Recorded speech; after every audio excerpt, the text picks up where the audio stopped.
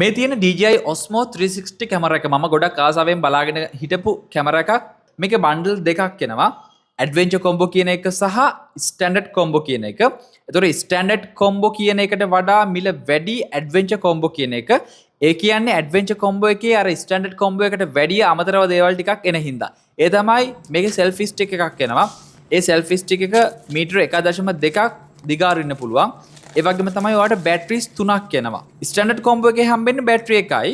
Adventure කොම්බෝ එකේ batteries 3ක් හම්බෙනවා. ඒ වගේම තමයි තව හම්බෙනවා ඇඩ්වෙන්චර් කොම්බෝ එකේ අපිට බැටරි 3ම charge කරන්න පුළුවන් බැටරි කේස් එකක්. අපි මේකට කියනවා මල්ටි ෆන්ක්ෂනල් බැටරි කේස් කියලා. ඕක තමයි ප්‍රධාන වෙනස. සාමාන්‍යයෙන් ඇඩ්වෙන්චර් කොම්බෝ බන්ඩල් එක ලංකාවේදී ලක්ෂ 2ක් වගේ වෙනවා. මම ගත්තේ ඊට වැඩිය පොඩි ගාණක් අඩුවෙන්. ඔයා ගන්න බලාපොරොත්තු වෙනවා නම් මට මැසේජ් එකක් දාන්න. මේ කැමරා එක ඔෆිෂියලි රිලීස් කරේ 20/25 ජූලි 31.